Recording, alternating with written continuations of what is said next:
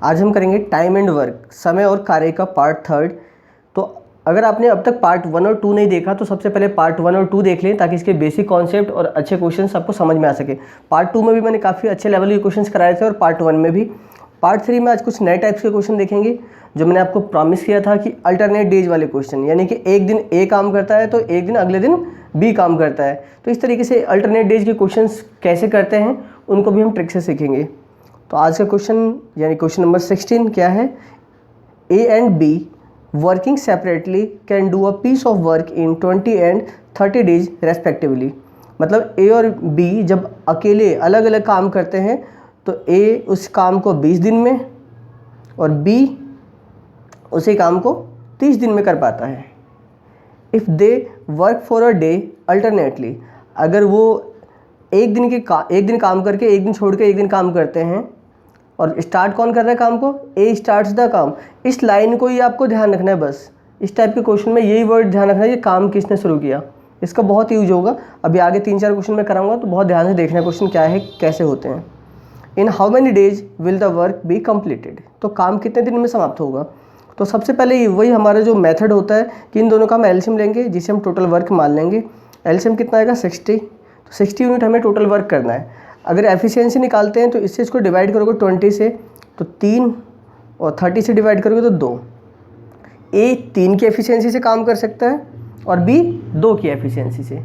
Okay, अब ये देखना है, देखो अगर एक दिन ए काम कर रहा है एक दिन बी काम कर रहा है, काम शुरू किसने किया है, ए ने शुरू किया। यानी पहले दिन ए ने 3 यूनिट काम किया होगा तो अगले दिन बी ने 2 यूनिट काम किया होगा। अब 3 और 2 मिला के कितने हो जाएंगे, 5 यूनिट। तो यानी 2 डेज का वर्क कितना हो गया, 2 डेज में कितना वर्क हुआ, 5 यूनिट। ओके, अब आपको ये देखना है काम कितना कराना है, 60 यूनिट कराना है। यानी 60 का मल्टीपल इसे बनाने के लिए किससे मल्टीप्लाई करना पड़ेगा, 5 को अगर 12 से मल्टीप्लाई करोगे तो 60 आ जाएगा। 12 से मल्टीप्लाई करते 5 को 60 और 60 यूनिट ही हमें वर्क करना है। तो अगर आपने 12 से इसे मल्टीप्लाई किया तो 12 से इसको भी मल्टीप्लाई करना पड़ेगा। तो 12 से मल्टीप्लाई करोगे कितना आएगा, 24 दिन। और जितना काम कराना था हमें 60 यूनिट खत्म हो रहा है, काम कंप्लीट हो गया, 60 आ गया।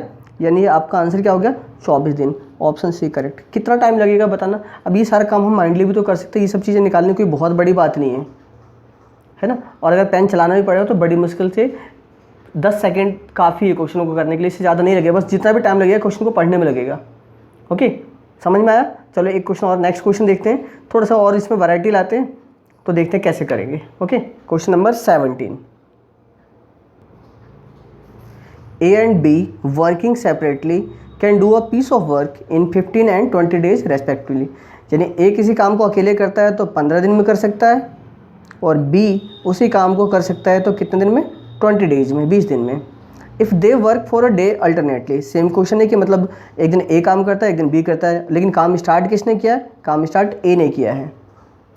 इन how many days will the work be complete, काम कितने दिन में ख़त्म होगा।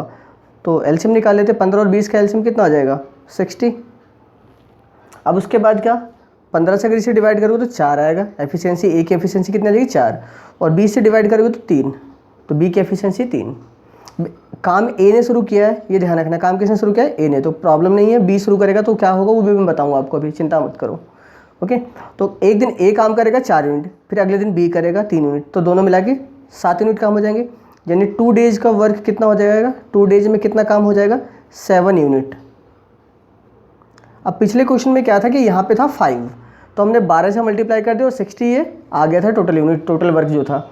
लेकिन यहाँ पे 7 को आप 12 से मल्टीप्लाई करोगे तो नहीं आएगा ना, किससे करोगे, 60 के पास पहुँचना है। तो कैसे पहुँच सकते हो आप, 7 को आपको किससे मल्टीप्लाई करना पड़ेगा, 8 से, तो भी 60 नहीं आएगा, लेकिन उसके नियर बाय हमें पहुँचना है। तो 7 को 8 से मल्टीप्लाई करो तो कितना हो जाएगा, 56, यानी 56 यूनिट काम हो जाएगा। तो अगर 8 से मल्टीप्लाई करते हैं इधर, तो इधर से 8 से मल्टीप्लाई किया तो आपको इधर भी 8 से मल्टीप्लाई करना पड़ेगा। तो इधर कितने दिन हो जाएंगे, 16 डेज, 8 2 जा 16, यानी 16 दिन में 56 यूनिट तो काम खत्म हो जाएगा। अब उसके बाद देखो ये जो मैंने बोला था याद रखने के लिए कि काम किसने शुरू किया है, इसका यूज अब होगा। काम किसने शुरू किया, ए ने, यानी कि देखो सबसे पहले ए ने, फिर बी ने, फिर ए ने, फिर बी ने, इस तरीके से काम 16 दिन तक काम चला। अब नंबर फिर किसका आएगा, क्योंकि अभी कुछ काम बच गया, तो अब नंबर आएगा ए का। ए फिर अगले दिन काम करेगा, ये 16 दिन काम कंप्लीट होने के बाद। तो ए जैसे ही करेगा तो ए की एफिशिएंसी कितनी है, 4 यूनिट। तो 4 यूनिट, और काम भी हमें 4 ही कराना है क्योंकि 60 में से 56 यूनिट तो काम हो चुका है। तो 4 जैसे ही हम यहाँ पे ए आएगा, एक दिन काम करेगा, 4 यूनिट काम कर देगा, तो 17 दिन में इधर 60 यूनिट वर्क कंप्लीट हो जाएगा। यानी आंसर क्या होगा? 17 डेज। ऑप्शन बी करेक्ट होगा। अगर क्वेश्चन में यही ऐसा होता कि मान लो काम बी ने शुरू किया होता, तो यहाँ तक तो ये कंप्लीट था, ये तो आपको करना ही था। उसके बाद हम यहाँ पे क्या लिखते? बी, और बी एक दिन में कितना काम करता है? 3 यूनिट। तो यहाँ पे हम कितना लिखते हैं? 3। तो एक दिन का काम उसका 3 यूनिट, तो 56 और 3 59 होता, तो भी काम पूरा नहीं होता। तो इसके बाद एक बार फिर ए आता, अगर बी ने शुरू किया होता तो। ठीक है, तो वो कैसे होगा उसे अगले क्वेश्चन में मैं बताता हूँ आपको। आपका एक भी डाउट बचेगा नहीं, 3-4 क्वेश्चन इस टाइप के कराऊंगा, और जैसे जो भी डाउट हो सकते हैं वो सारे क्लियर करके जाऊँगा। क्लियर है? तो वीडियो को बस एंड तक देखते रहना, इसमें नए नए टाइप्स के क्वेश्चन आपको बहुत अच्छे अच्छे मिलेंगे। उम्मीद करता हूँ समझ में आ गया होगा। देखते हैं question number 18। A and B working together, या वर्किंग सेपरेटली, सॉरी टुगेदर नहीं, सेपरेटली, अलग अलग काम करते हैं। Can do a piece of work in 45 and 18 days.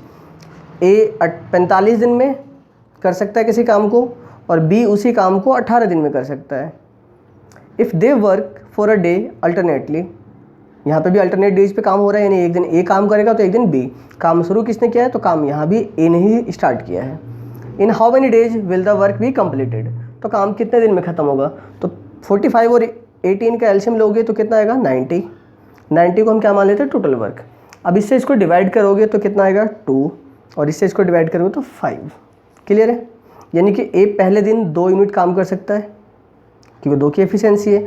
B अगले दिन 5 यूनिट काम कर सकता है क्योंकि उसकी एफिशिएंसी कितनी की? 5 यूनिट की। तो यानी कि 2 दिन में, 2 डेज में वर्क कितना कंप्लीट हो जाएगा? 5 और 2 7 यूनिट। ओके, 2 दिन का काम 7 यूनिट। अब हमें 90 तक पहुंचना है, 90 तक। तो 90 तक कैसे पहुंच पाओगे? यानी इसके पास पहुंचने के लिए किस चीज़ से मल्टीप्लाई करोगे? 7 को कौन से नंबर से मल्टीप्लाई करोगे ताकि आप 90 तक पहुंच सको? तो अगर समझना है तो आप 7 से इसको डिवाइड करके देख लेना जस्ट। तो 7 से अगर डिवाइड करके देखोगे तो देखो कैसे, 7 1 जा 7, 2 बचेगा, 7 2 जा 14, क्योंकि 3 बार में तो ज़्यादा हो जाएगा, तो 3 नहीं ले सकते आप। अगर 3 लेके करोगे तो फिर बाद में माइनस करना पड़ेगा, तो और लंबा हो जाएगा। तो ये 12 तो आ रहा है लेकिन फिर भी रिमाइंडर बच रहा है, तो आप पहले 12 से मल्टीप्लाई कर लो। 12 से इधर तो 12 से इधर, कितना यूनिट काम हो गया? 84 यूनिट। कितने दिन में? 24 दिन में। 24 दिन में 84 यूनिट काम कंप्लीट हो गया। काम शुरू किसने किया था? ए ने। तो अब अगले दिन कौन काम करेगा? ए, क्योंकि देखो पहले ए ने किया, फिर बी ने, फिर ए ने, फिर बी ने, इस तरीके से करते हुए 24 दिन तक तो 84 यूनिट हो चुका। काम ए ने स्टार्ट किया तो अब अगला नंबर ए का आएगा। अगर बी ने किया होता तो हम यहाँ बी क्यों लिखते हैं? ठीक है, तो ए की एफिशिएंसी कितनी है? ए की एफिशिएंसी है 2 यूनिट की। तो अगले दिन यानी एक दिन ए काम करेगा तो कितने यूनिट काम कर देगा?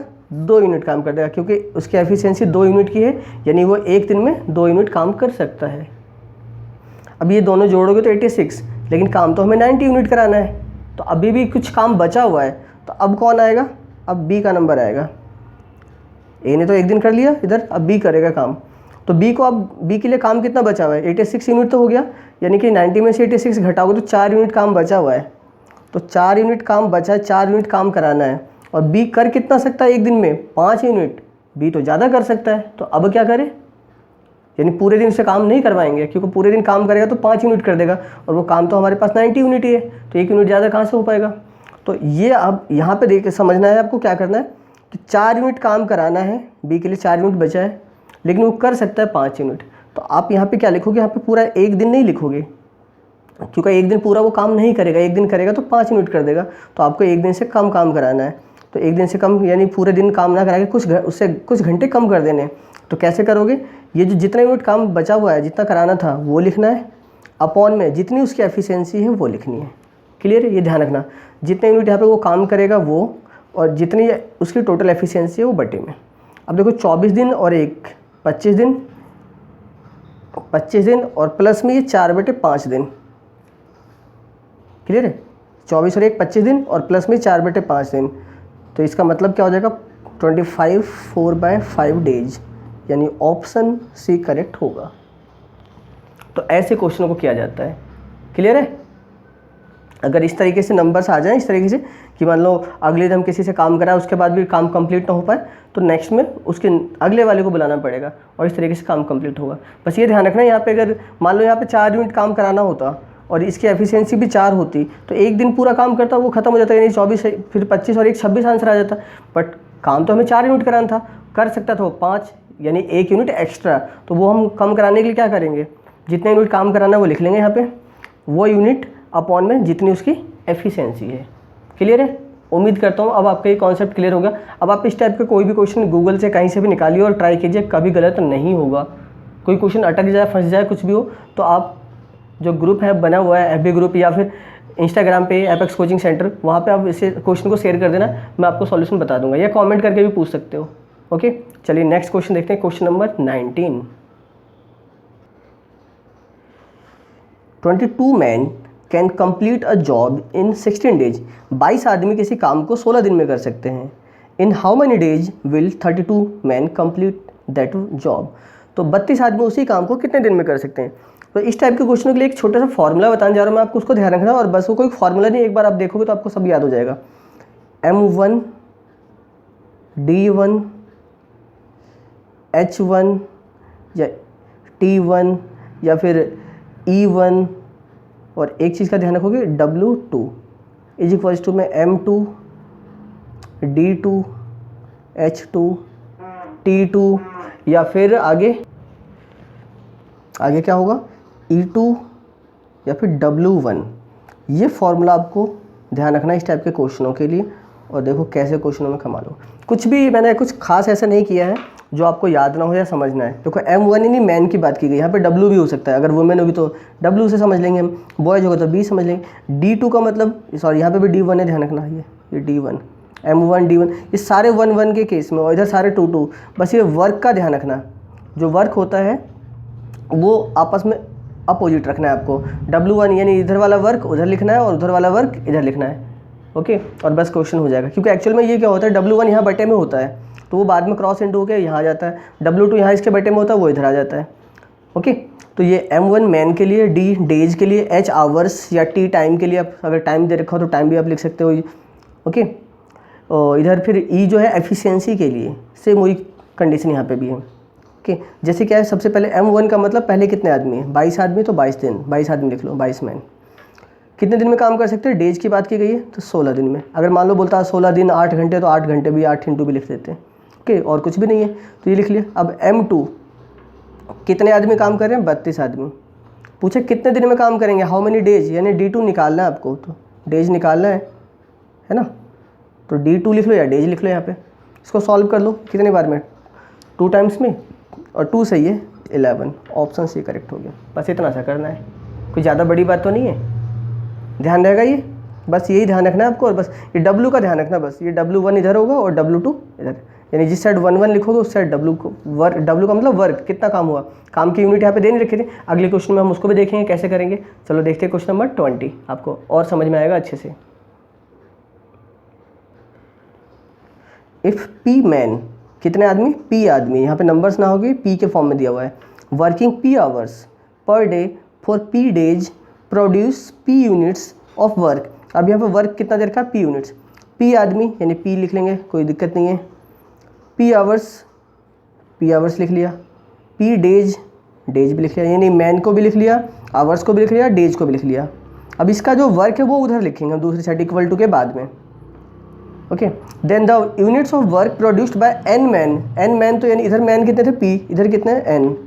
वर्किंग n आवर्स लिख लिया, और डे फॉर n डेज। देखो इधर P आदमी थे, P आवर्स थे और P डेज थे। इधर n मैन है ना, ये रहा n आवर्स और n डेज। लेकिन क्या है कि इस केस में जो P मैन की बात की गई थी तो कितने यूनिट्स प्रोड्यूस करते हैं, P यूनिट्स, यानी इनका वर्क ये था। तो जो यहाँ पे हमें W1 लिखना होता है वो इस साइड लिखना होता है, पहले वाले का वर्क दूसरी साइड लिखना है आपको, तो P यहाँ पे लिखोगे आप। इस साइड का जो वर्क है वो आपको निकालना है, W2 निकालना है, यही तो पूछा हुआ है ना। देखो यहाँ पे क्या लिखा हुआ है, then the units of work produce by n, यानी दूसरे वाले का वर्क निकालना है, तो W2 निकालना है आपको। अब इसको सॉल्व कर लो, P से P कैंसिल हो गया, तो W2 is equal to n को 3 बार मल्टीप्लाई करोगे तो n की पावर 3 अपॉन में, इधर ये P और p मल्टीप्लाई हो तो p स्क्वायर होगा जो बटे में चला जाएगा, तो n की पावर 3 अपॉन में p square, option C correct हो गया। बस इतना सा करना है, आसान है ना। कमेंट करके बताना जरूर कैसा लग रहा है आपको, समझ में आ रहा है नहीं आ रहा। थोड़ा सा लेवल और बढ़ाते हैं अगले क्वेश्चन में, question number 21। 12 man can complete 1/3 of the work in 8 days. 12 आदमी जो है 1/3 काम को 8 दिन में कर पाते हैं। In how many days can 16 man complete that work. तो उस काम को, यानी टोटल काम की बात होगी, उस काम को 16 आदमी कितने दिन में कर पाएंगे। तो देखो 1/3 वर्क जो है ना वो कितने दिन में ख़त्म हो रहा है, 8 दिन में। ओके, इसका मतलब क्या हुआ कि 3 में से एक हिस्सा 8 दिन में ख़त्म हो रहा है ना। तो टोटल वर्क कितने दिन में ख़त्म होगा, यानी कि 1 यूनिट तो जो है वो 8 दिन में ख़त्म हो रहा है। तो अगर हमें 3 यूनिट काम करवाना हो यानी टोटल वर्क, तो 3 यूनिट काम कितने दिन में ख़त्म होगा, 24 दिन में। क्लियर है, यानी टोटल वर्क जो होगा 24 दिन में। एक तिहाई बोला था, 1/3 8 दिन में, तो पूरा काम जो होगा वो 24 दिन में ख़त्म होगा। सेम वही फॉर्मूला लगाएंगे, M1 D1।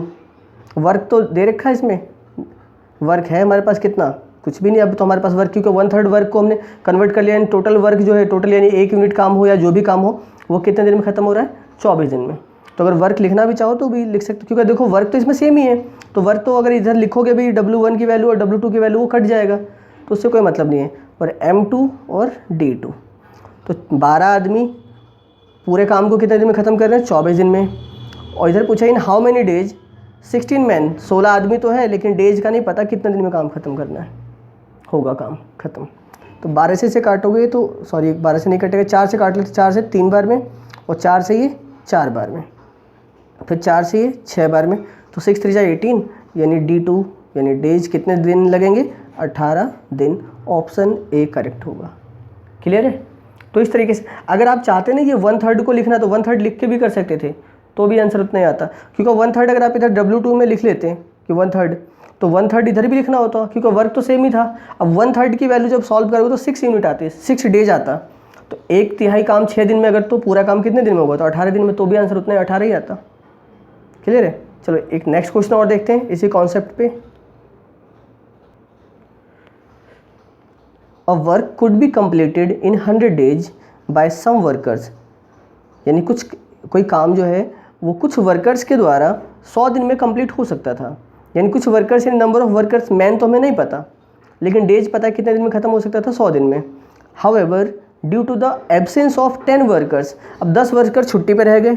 हो सकता है कई बार ऐसा क्वेश्चन भी हो कि 10 वर्कर आ जाएँ और ऐड हो जाए, है ना, ऐसा भी तो हो जाता है। कई बार कंपनी में नए वर्कर आ जाते हैं, कई बार कुछ वर्कर चले जाते हैं, तो यहाँ पे एब्सेंस की बात की गई है। It was completed in 110 days. तो अगर 10 वर्कर छुट्टी पे हो गए तो जाहिर सी बात है जो पहले दिन जितना दिन टाइम लग रहा था काम करने में, उससे अब ज़्यादा दिन लगेंगे, तो इसलिए अब 110 दिन लगे। Find the original number of workers was, यानी शुरू में आरंभ में कितने वर्कर थे, कितने कर्मचारी थे। तो वही formula M1 D1 equals to में M2 और D2। M1 यानी वर्कर हमें नहीं पता, डेज कितने लग रहे थे, 100। M2, अब यहाँ पे क्या है कि कितने वर्कर हैं, अब 10 वर्कर, शुरू में जितने भी वर्कर थे उससे 10 कम हो गए, 10 की एब्सेंस है तो -10 लिखेंगे। अगर नए वर्कर्स आते तो यहाँ पे क्या लिख लोगे, प्लस लिख लोगे। तो यानी कि एक ही क्वेश्चन से 2 कॉन्सेप्ट क्लियर हो गए आपके। और इनटू में डेज 2 कितना, 110 दिन लग रहे हैं।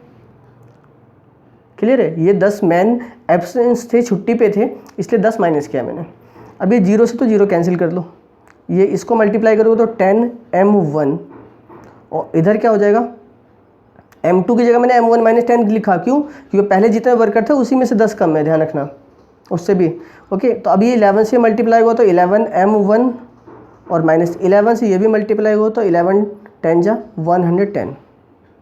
ये इधर आके माइनस होगा तो 10M1 - 11M1 और इज इक्वल्स टू में माइनस का 110। इसमें से घटाओगे तो माइनस का M1 या 1M1 लिख लो आप उसे, क्योंकि 11 में से 10 घटेगा तो 1 बचेगा, तो एक बार M1 बचा, और इधर माइनस का 110, माइनस से माइनस कैंसिल, तो M1 की वैल्यू कितनी आ गई, 110। ऑप्शन सी करेक्ट हुआ।